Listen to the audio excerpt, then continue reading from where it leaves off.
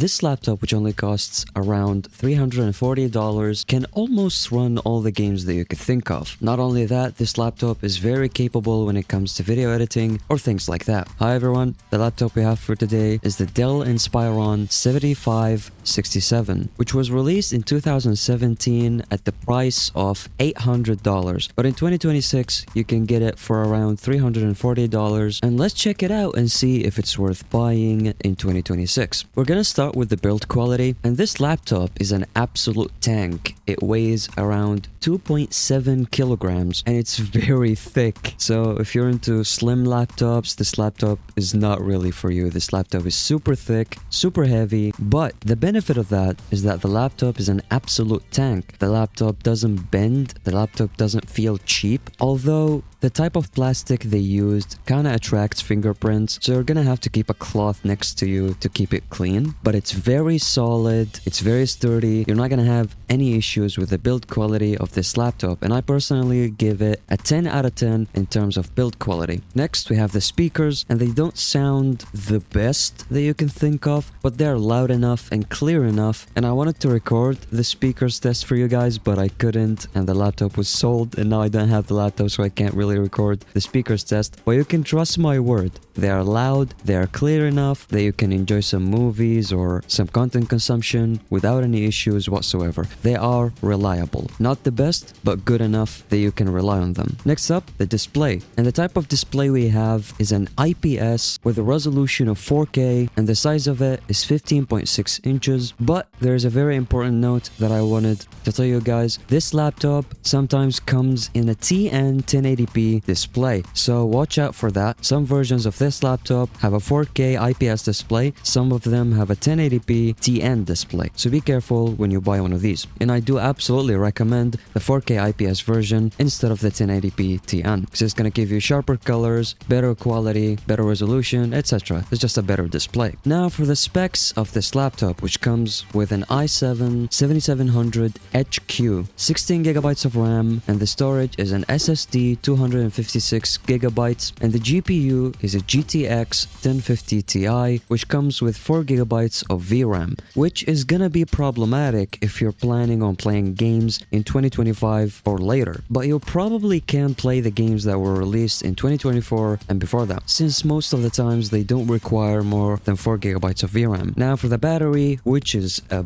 beast. This battery is a 74 watt hour battery, and it gave me more than 4 hours of playing YouTube videos on the highest brightness possible. Now the keyboard, which comes in red, very beautiful keyboard, and the backlight is also red. You're not gonna have any problems typing in the night. And by the way, this is one of the best laptop keyboards that I have ever tried in my life.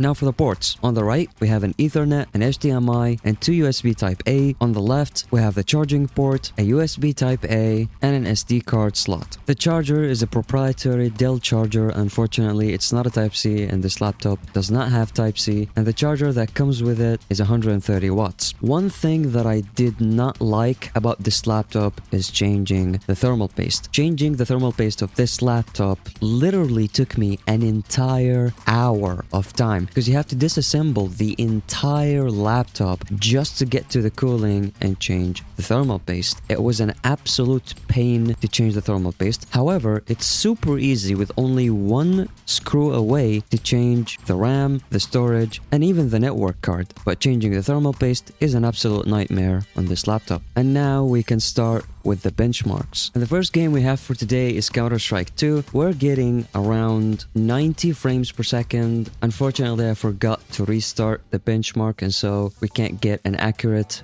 average measurements. However, we're getting around 90 frames per second. It's not enough if you're planning on becoming a professional CS2 player, but it is enough to enjoy some casual Counter-Strike 2. And by the way, the settings are on low, except for FSR, I set it to disabled, and these are the settings that everyone plays on. Next up, we got Fortnite, and this is one of the heavier games, and as you guys can see, the CPU is getting almost to 80 degrees, the GPU is not really heating up, but the performance is awful in Fortnite. For some reason, Fortnite keeps lagging a lot and it gives a lot of hiccups, and I'm not sure where the problem exactly is. I don't think it's the laptop's fault. I think Fortnite just kinda compiles shaders in the first game you play, and I think that's why we're getting insane drops in Fortnite. However, if you somehow got rid of those drops, you're gonna end up with around 50 frames per second. Next up, we got Forza Horizon 5, and we're getting around 60 frames per second on low setting with FSR set to ultra quality. And as you guys can see, this game is really pushing the laptop to its absolute limit. We're getting 100% of the CPU, 100% of the GPU, but still the temps are absolutely great. We didn't even reach 80 degrees Celsius, and even 80 is completely fine for a laptop. So I wanted to point out that the cooling of this laptop is great. You're not gonna have any issues with temperature whatsoever. Next up, we got Dying Light the Beast. We set the settings to as low as possible with FSR set to performance, and we're getting 30 frames per second. It's not the best, but it is playable. Keep in mind, it's only $340 and we're playing a 2025 game. So, in my opinion, this is more than playable, especially if you're coming from a console you're probably used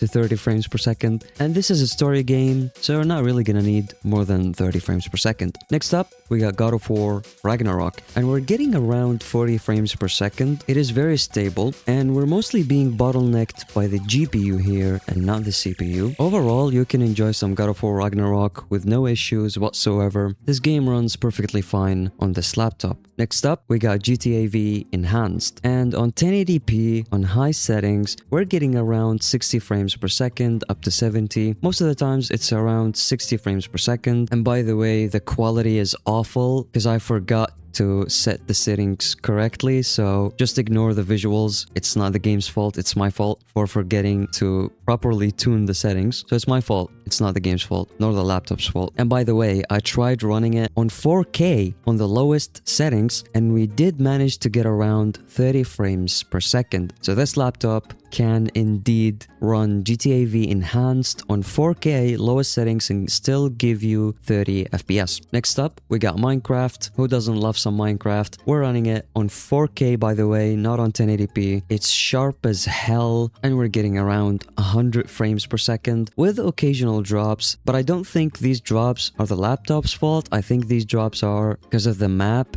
and this is a new world in Minecraft, so it's kind of collecting and figuring out the terrain, etc. So despite these drops, the experience is really good, and you can absolutely enjoy some 4K Minecraft on this laptop. Next up, we got The Last of Us Part 2 Remastered, which is one of the heaviest games, and we're barely getting 25 FPS on FSR quality and the lowest possible settings on 1080p. So if you're planning on playing 2025 games, I absolutely do not recommend that you buy this laptop. This laptop does not fit 2025 games. And now for the summary of today's video. Do I recommend that you buy this laptop? If you want to edit some videos, absolutely. If you want to play games from 2025 or earlier, absolutely, I do recommend this laptop. If you consume a lot of content, things like movies, etc., this laptop is great because it comes with a 4K display that is an IPS, very high brightness, very good colors, so it's great in terms of display. But if you want to play modern games, or you plan on doing heavy-duty video editing, or if you travel a lot and you want to carry this laptop with you, I don't really think it's the best fit. This laptop is best fit for people who have light gaming. This laptop is best fit for most games, except for the modern games. This laptop is fit for content consumption and of course for video editing. Thank you so much from the bottom of my heart for watching until this point of the video. And if you're still listening, I also want to thank you guys for 100 subscribers. I honestly do these videos mechanically. I don't put